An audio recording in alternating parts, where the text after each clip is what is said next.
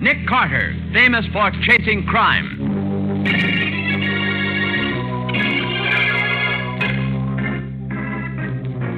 Every week at this time, two great names are joined as brings you one of the most resourceful and daring characters in all detective fiction, Nick Carter, Master Detective.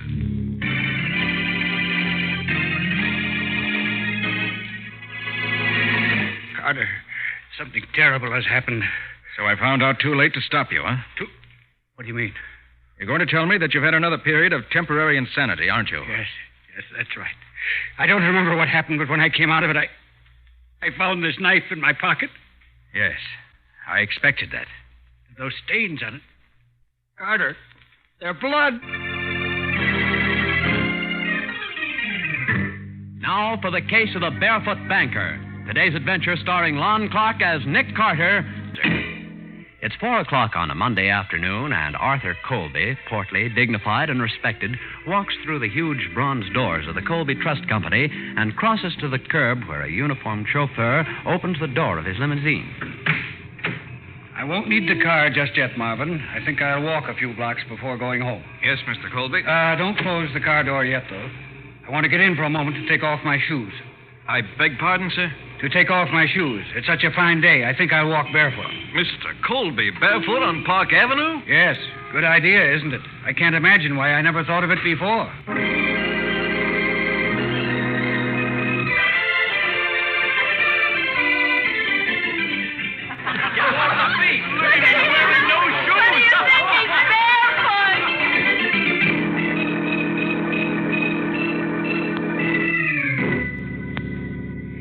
Arthur, why did you do such a thing? You, of all people. I tell you, I don't know, Lorne. I can't even remember it.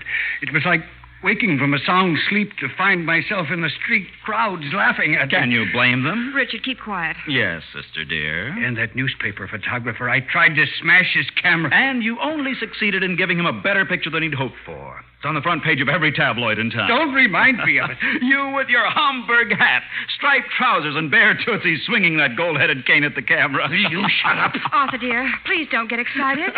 We'll all forget that it ever happened. Yes, why don't you relax, old boy? Here, have a cigarette. One of those Turkish atrocities of yours? No, thanks. I'll stick to my pipe. Sis? Not now, Richard. Aren't we swanky these days? Monogram cigarettes, no less. Yes. They're not paid for either, by the way. Could you let me have a couple of hundred, Lorna? I'm stone broke. When are you going to quit sponging on your sister? Well, if you'd make me a decent allowance, it wouldn't be necessary. Richard, you should be ashamed. Arthur's done a great deal for you. I know. And he never lets me forget it. Well, if you don't like living in my house... Oh, but I do. It's very convenient to have a sister with a rich husband, even though he is a bit eccentric. Well, I am not eccentric. Well, I was trying to be polite. Most people would have said balmy. Richard, that's enough. Well, it's not as if this were the first crazy thing he'd done. How about the way he hides things all over the house? And the time he put the goldfish in the wall safe? If that isn't a sign of something not quite... Get out of here! Get out of here! Very well. I'll go. You'd better watch out, sis, or you may wake up some morning with your throat cut. Wait, Arthur, dear, now don't pay any attention to him. Yes. Maybe he's right. Perhaps I am losing my mind. Oh, that's nonsense. You're only tired and nervous. Well, what if during one of these mental blackouts I should harm you? Don't even think about it. Tomorrow we'll see Dr. Henderson. Lorna, Arthur, what's the matter? there's something in this humidor. Something buried in the tobacco. Buried in the tobacco? Look, it's my watch. The one I lost 2 days ago. Well, maybe you didn't put it there, darling. It might have been Richard playing a joke on you. No. I hid it there myself. I remember now. But, Arthur, why? I don't know. Heaven help me, Lorna. I don't know.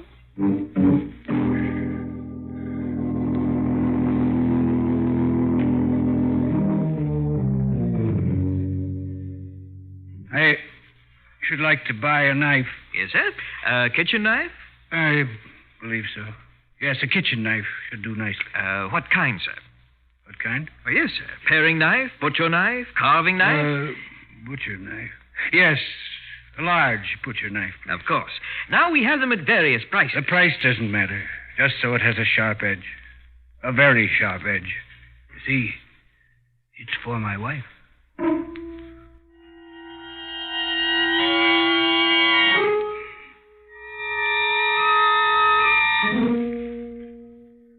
And that was the knife they found under your pillow, Mr. Colby. Yes. I don't remember putting it there. I don't even remember buying it. And you want Nick to protect your wife against what you might do in the future, Mr. Colby? No. No, I told you all this, Carter, so that you'd understand the circumstances. What I want you to do is find the sum of money I mislaid during another of these spells. Oh? How much money? $20,000. Oh, quite a bundle. When did you lose it? Yesterday. Teller at my bank said I drew a personal check for $20,000 at about 2:30. And did you? I examined the check this morning. It's my signature, all right. But you don't remember signing it? I don't remember anything from about 2 o'clock until I arrived home at 5. Go on. The bank guard saw me leave the building at 3, but where I went or what I did, I don't know. Then you don't know whether you were robbed or lost the money or gave it away. I'm more inclined to think that I hid it somewhere. I do hide things lately. Well, I'll see what I can do. But frankly, I think there's only one thing that'll get your money back. What's that? Luck, Mr. Colby. Just plain sheer luck.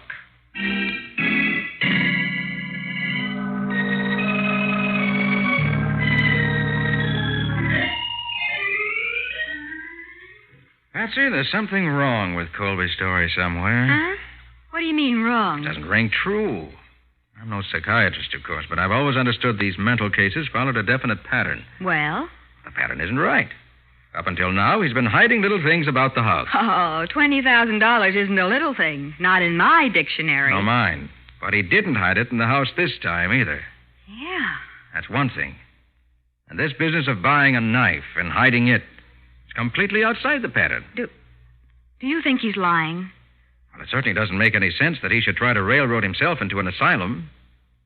Unless what, Nick? Unless he's planning something big. And all this is just a build-up so that he can plead temporary insanity. You mean something like murder? Well, could be. You have the name of Colby's psychiatrist? Yes, it's Dr. Miles Henderson. He has an office in his home out in Eastview. Try to get me an appointment with Dr. Henderson. Let's find out whether he thinks Colby might be faking. Okay. Oh, and ask him to have Mrs. Colby there, too, will you? Perhaps she can tell us how her husband acts during these so-called periods of forgetfulness.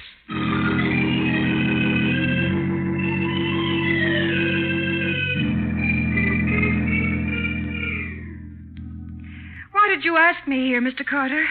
Has Arthur done anything violent? Oh, no. No, Mrs. Colby, nothing like that.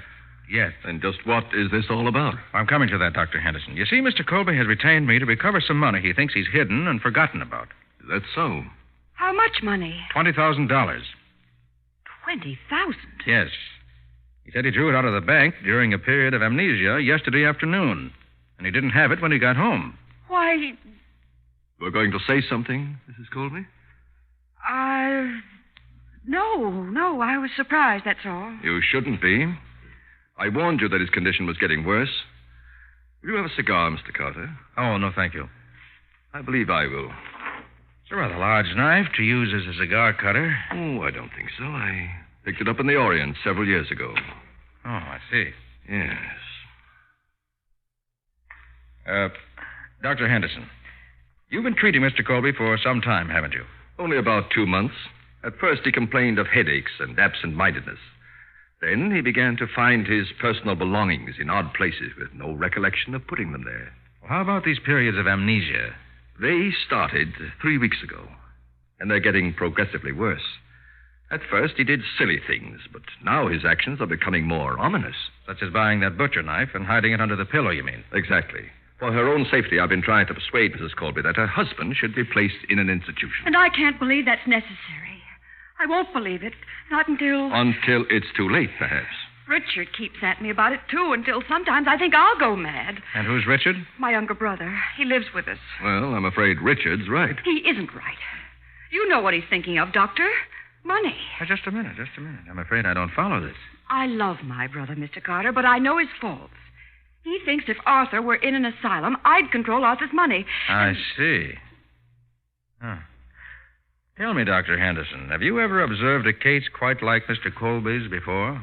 In my own experience, no. But the pattern of behavior is not really unusual. That's what I was really wondering about. Up to this point, Mr. Colby's condition corresponds exactly to that of a French editor, described by a Dr. Wilhelm Schweigert in his book, Psychopathic Phenomena and Aberrations. Well, this other case, did it start and develop in the same way? Step by step, they are exactly similar. That's why I'm so positive Mr. Colby should be confined. Why? What happened to the French editor? He murdered his best friend.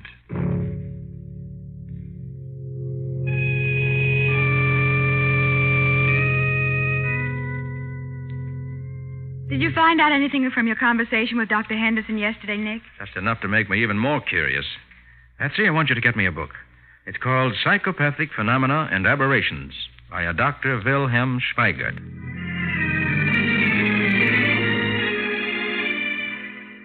Nick, I'm sorry, but I can't find that book you asked for. I've called every publisher and bookseller in town. Nobody ever heard of it.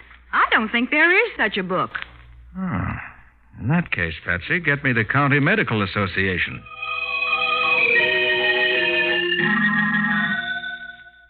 I see. Thank you very much, Dr. Wilson. What do you say, Nick? You're right, Patsy. There is no such book. And there never was a Dr. Wilhelm Schweigert. Well. Not only that, the Medical Association has no record of any such person as Dr. Miles Henderson.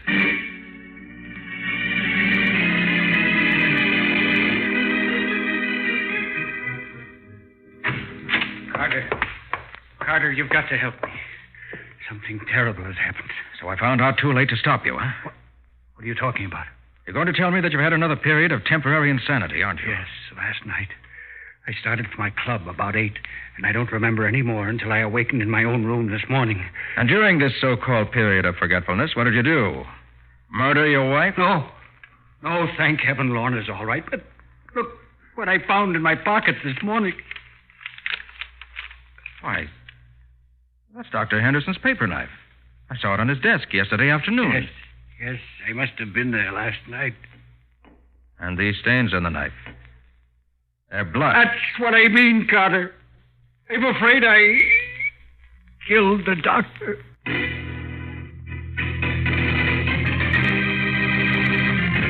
Well, instead of being part of Colby's plan to cover up a murder, the false Dr. Miles Henderson, it appears, has himself become Colby's victim. We'll see what happens next in just a moment. Now, back to the case of the Barefoot banker. Today's adventure with Nick Carter. When Arthur Colby recovered from his latest period of amnesia, he found in his pocket a blood-stained paper knife belonging to the man who called himself Dr. Miles Henderson, psychiatrist. Nick and Patsy have gone to Henderson's office in his suburban home to see what really happened. Well, Patsy, he's been stabbed, all right. I'll say. You know, with this sort of a wound, it's strange that Colby didn't have any bloodstains on his clothing. Well, maybe he was wearing something else last night. Oh, possibly. Huh. Must have talked for quite a while before the killing took place. Huh? What makes you think so? These ashtrays. One on the doctor's side of the desk, and another by the chair at this end. Judging by the amount of ash... What's the matter, Nick? Patsy, these are cigarette ashes. So what? Colby smokes a pipe, and the doctor smokes cigars. Oh, but Nick, where are the cigarette stubs? There aren't any. No. At first, I thought Colby was framing an alibi. Now, I'm beginning to wonder whether someone isn't framing Colby. What? You mean Henderson might have been stabbed by someone else? Someone who smokes cigarettes? Exactly. Oh. There must have been something unusual about those cigarettes. Otherwise, why would the stubs have been taken away? But maybe you can tell from the ashes. Here, wait. Ah. Here's a few shreds of tobacco. Good. We'll take them down to the police laboratory for analysis. Okay. Is there anything else to be done here? I want to take a look in this filing cabinet, labeled Case Histories. See if I can get the names of some of Dr. Henderson's other patients. I'll get a pencil and write them down for you. That won't be necessary, Patsy. Huh? Looks as if Colby was the only patient our fake doctor had. You mean the file is empty? Not quite. Look what I found here. What? Nick, it's money. A lot of money. Certainly is. I think we found out what happened to Colby's $20,000.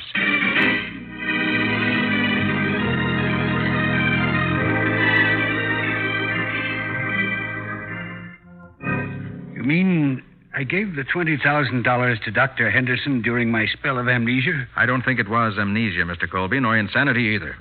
Carter, what are you driving at? Tell me, how did you happen to start going to Henderson? Why, I met him at the house one night. Who brought him there? I don't know. There's a big party. Many of the guests were strangers to me. Friends of Lorna's, friends of Richard's. I see. Go on, go on. Well, Henderson mentioned being a doctor and a psychiatrist, so I told him about the headaches I'd been having. He suggested I come to see him the next day, and I did. And that's when your real trouble started, wasn't it? Yes, those headaches were the first symptoms, he said. What kind of treatments did he give you? Why, the usual routine, I suppose. I'd talk about my problems, and he'd explain the hidden meanings in what I said. Wasn't there ever anything else? Well, sometimes he'd give me a sedative first, then he'd talk to me until I fell asleep. He said it relaxed me for the actual treatment. Ah, yes. And after one of those treatments, you'd pull some ridiculous stunt, wouldn't you? Are you trying to tell me the doctor was responsible for the spells I've been having? Colby, he wasn't a doctor. He was a fake. What? And unless I'm mistaken, the reason for your peculiar actions was not insanity. You were hypnotized.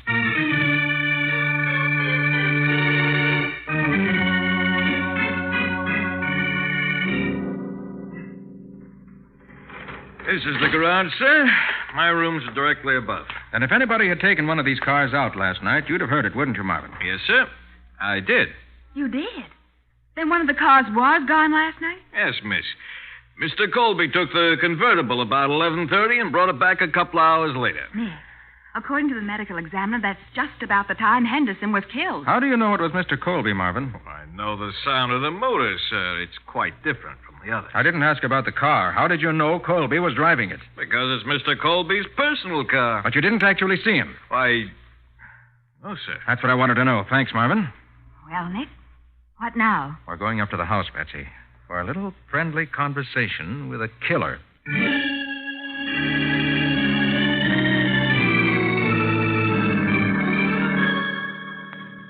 Isn't this rather useless, Mr. Carter? We all know what happened. My brother-in-law killed Henderson in a fit of temporary insanity. I still want to know whether anyone left the house last night at 11:30. Can you tell me, Mrs. Colby? No, I'm afraid not. My room is in the east wing. Too far away to hear the front door. How about you, Mr. Ames? At 11:30, I was sound asleep. I'm sorry we can't be of more help. Will anyone have a cigarette? No, thanks, Richard. Mr. Carter? Miss Bowen? These are rather special if you like all Turkish tobacco. Nick, don't you... Oh, no, thanks. I don't smoke. I wonder whether I may make a phone call, Mrs. Colby. Well, of course. Richard will show you where the phone is. Yeah. Well, while you're making that call, Nick, I'm going to work on a little idea of my own. What sort of an idea, Betsy? Oh, never mind. But I may have a surprise for you.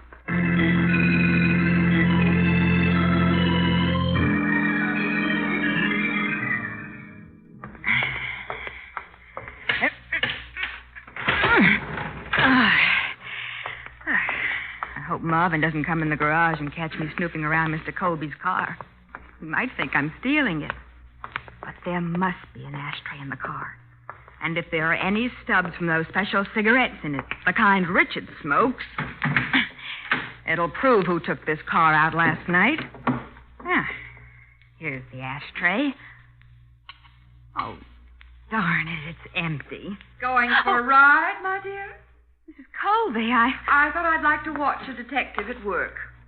So I followed you. Oh, well, that is, Nick's the detective, not me. I just wanted to see what it felt like to sit behind the wheel of such a beautiful car. Do you like it? Oh, it's wonderful. Why, how funny. What's funny? The rear view mirror. I can see through the back window perfectly. That's what rear view mirrors are for, isn't it? Yes, but Mr. Colby is tall. If he'd driven this car last night, the mirror wouldn't be adjusted to fit me. Get out of that car. So I was right. It was Richard. How clever of you, Miss Bowen. But I can't let you tell anyone what you've learned. Mrs. Colby, put down that wrench, please. Nicely done. The skin isn't broken. Her hair will cover the bruise. I'm afraid your meddling has caused an unfortunate accident, my dear. So foolish to start a motor in a closed garage. People die that way.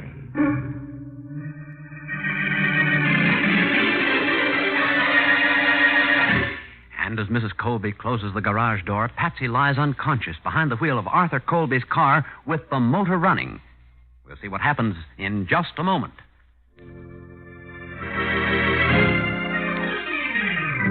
Now for the conclusion of the case of the Barefoot banker. Today's adventure with Nick Carter.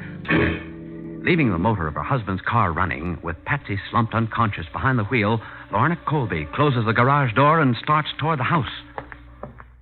Oh, just a moment, Mrs. Colby. Oh, Mr. Carter. I've been looking for you. You have? Thought you might like to know that your brother did not kill Henderson. Well, of course he didn't. My husband... No, Mrs. Colby, and not your husband either. You killed him. I killed... Oh, well, that's utter nonsense. I don't think so. And you're not leaving me just yet, Mrs. Colby. Let go of my arm. You took your husband's car and went to see Henderson late last night, didn't you? No, I didn't. You called with him about the $20,000 he stole from your husband. I don't know what you're talking Then about. you picked up the paper knife from his desk and stabbed him. That's not true. It was Arthur who did it. Remember the blood, Mrs. Colby? The blood that stained your dress? No. I found that dress with the blood stain still on it. You're lying. I burned it this morning. Thanks for the confession, Mrs. Colby. Perhaps we'd better drive down to headquarters now and make it official. It was a trick. You didn't know anything. Oh, yes, I did. But I had no proof until you gave yourself away. Come on, let's go. No, not to the garage. I'm going to let you drive me to headquarters. I won't go in there. I won't. Oh, yes, you will. Wait till I open this garage door. Let me go. Let me go. Where's the motor of that car running? I don't know. There's someone in it. No. Good heavens, it's Patsy.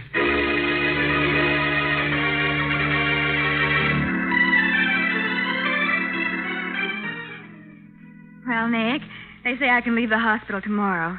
Isn't that wonderful? Wonderful that you're alive, Patsy. Another couple of minutes in that garage and you'd have been my late lamented secretary. Oh. Well, I'm sure glad you came along when you did. But tell me, Nick, how did you know Mrs. Colby killed the doctor? I knew because Richard smoked turkey cigarettes. But the laboratory analysis of those shreds of tobacco in Henderson's ashtray proved that they came from some ordinary popular brand. Oh, and that eliminated Richard. Yes. Colby smoked a pipe, so he was in the clear. So it had to be his wife. I don't follow that, Nick. Couldn't it have been some completely unknown person? But you're forgetting that the knife was found in Colby's pocket. And outside of Richard or Colby himself, the only person who could have put it there was Mrs. Colby. Well, yes, but what was behind all this business? It was a plot to get control of Colby's money by having him put in an asylum as a homicidal maniac. Mm-hmm. That's why Mrs. Colby hired Henderson, an ex-vaudeville hypnotist, mind you, to pose as a psychiatrist. And by putting Colby under hypnotic influence, Henderson could make him do peculiar things the next day and then forget all about them. He could and did. And after a few incidents like that, all before witnesses, mind you, Mrs. Colby would have no trouble at all getting her husband put away as a dangerous lunatic. Then Richard was completely innocent. Didn't know a thing about it. Huh. You know, the whole scheme might have worked out if Henderson hadn't got greedy and used hypnotism to make Colby draw that $20,000 out of the bank and bring it to him. Yes, that was a fatal error. I should say it was. Made Mrs. Colby furious. So that's why she killed him. That was one reason. She also saw a perfect chance to get rid of the only person who knew her plans and at the same time put her husband in the asylum as a homicidal maniac by putting the blame on him. What a dirty frame-up. Oh, by the way, Patsy, you get 50% of the fee on this case, you know. I do? Mm-hmm. Why? Because you caught the killer before I did, even if you didn't know it. Well, I hope I never catch another one. Catching criminals is awfully hard on the head.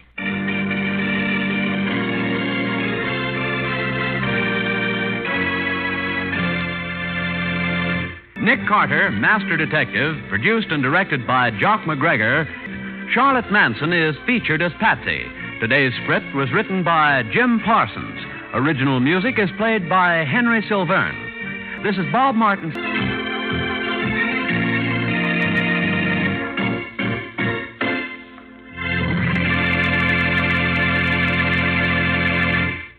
This is the Mutual Broadcasting System.